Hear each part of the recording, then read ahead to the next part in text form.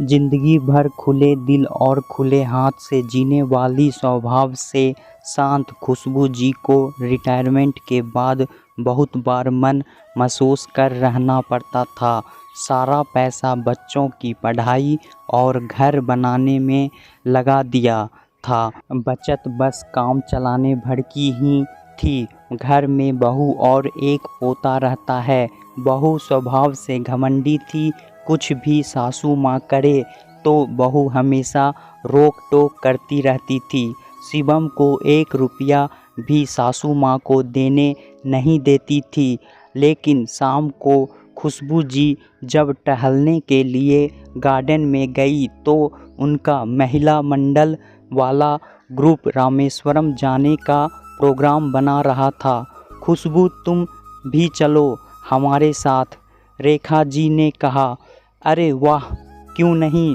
बहुत वर्षों से मेरा भी मन था कि मैं रामेश्वरम जाऊं। बच्चों से बात करके बताती हूँ। भाभी जी, शाम को शिवम जब ऑफिस से आया तो खुशबू जी ने बड़े उत्साह से अपनी योजना के बारे में शिवम से चर्चा की। बेटा, मैं भी जाना चाहती हूँ। बहुत वर्षों से मेरा मन था और थोड़ा चेंज भी हो जाएगा। खुशबू जी को उम्मीद ही नहीं थी कि उन्हें ऐसा जवाब मिलेगा। मम्मी, कितना खर्च करती हो आप बेफिजूल का। कितना वाहियात आइडिया है आपके दोस्तों का। इस उम्र में घर में रहकर भजन कीर्तन करो। भगवान तो कन कन में व्याप्त हैं। यहाँ वहाँ जाने का क्या मतलब।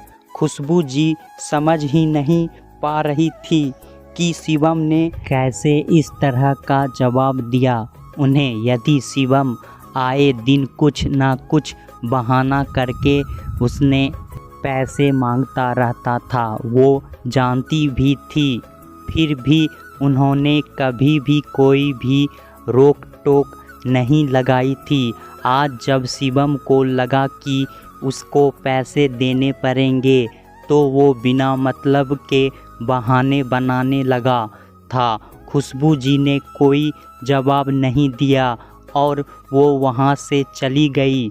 रेखा जी का फ़ोन आया तो उन्होंने बिना कुछ बताए हाँ कर दी और उसने मिलने का वक्त मांगा। भाभी जी, मैं दिन भर खाली बैठी रहती हूँ। मैं कुछ करना चाहती हूँ जिससे इस उम्र में मैं व्यस्त भी रहूँ और आत्मनिर्भर भी। अरे वाह खुशबू, तुमने सही समय पर अपने मन की बात की। मेरे पड़ोस में कमला रहती है। उन्हें एक टीचर की ज़रूरत है। तुम भी एक बहुत अच्छी टीचर थी। अगर तुम फिर से क्लासेस लेना शुरू करो तो अच्छा रहेगा। क्यों नहीं भाभी, आप हाँ कर दीजिए। और भी बच्चे हो तो मैं ले लूँगी। अब खुशबू जी शाम को बच्चे को ट्यूशन पढ़ाने लगी। उन्होंने घर पर नहीं बताया। धीरे धीरे बच्चे बढ़ने लगे। उनका पसंदीदा काम भी मिल गया और पैसे भी अच्छे खासे आने लगे। जब शिवम ऑफिस जाता तो वो आसपास के घरों की डिमांड पर एक खुद का खाना बनाने का रसोई भी चलाने लगी थी, जिसमें सिर्फ वो पराठा ही बनाती थी। खुशबू जी अच्छी कुक थी तो उनके पराठे भी डिमांड में रहते थे। उन्होंने अपने किचन का नाम रखा था घर के पराठे। एक दिन ऑफिस में अपने दोस्तों के साथ शिवम खाना खा रहा था। उसके दोस्त ने उसे खाना ऑफ़र किया।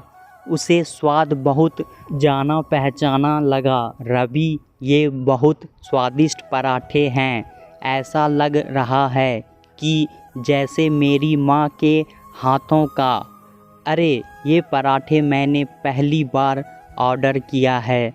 कोई आंटी है जो रसोई चलाती है, मुझे भी नंबर देना। शिवम बोला। शिवम के होश उड़ गए जब उधर से उसकी माँ की आवाज़ आई। वो कुछ नहीं बोला और उसी समय घर आया। माँ, आप ये सब काम क्यों कर रही हैं? आपने मुझसे कहा भी नहीं। बेटा, मुझे लगा कि जब तक मैं अपनी जिम्मेदारियों को खुद उठा सकती हूँ तो मैं तुम पर निर्भर क्यों रहूँ? बात बात पर तुम्हारे सामने हाथ फैलाना और अपनी ख्वाहिशों के लिए भीख मांगना मेरे आत्मसम्मान को ठेस पहुंचाने लगा था। मैं आत्मनिर्भर बनकर ज़िंदगी जीना चाहती हूँ और हाँ, तुम अपने खर्चे स्वयं उठाना और मैं अपने इस पैसे पर मेरा हक है। मेरी कोई भी जवाबदेही नहीं है तुमको। मैं जहाँ भी जाऊँगी तुम्हें बता दूँगी। तुम मेरी ज़िंदगी में हस्तक्षेप नहीं करना और ना ही मैं तुम्हारी ज़िंदगी में करूँगी। शिवम अवाक सा देखता रह गया था। उसके पास ना तो अब सवाल करने का हक था, ना ही जवाब की उम्मीद। फिर शिवम को अपनी गलती का एहसास हुआ। शिवम हाथ जोड़कर अपनी माँ से माफ़ी मांगने लगा।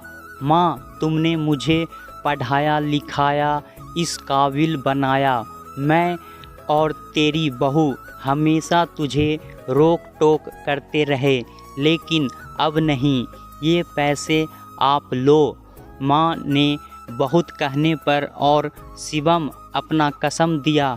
फिर माँ ने पैसे लिए, लेकिन शिवम ने कहा, बहू को मत बताना और आप अपने दोस्तों के साथ रामेश्वरम जाओ। माँ। दोस्तों, कहानी कैसा लगा हमें कमेंट बॉक्स में ज़रूर बताएं। चैनल को लाइक शेयर सब्सक्राइब करना ना भूलें। धन्यवाद।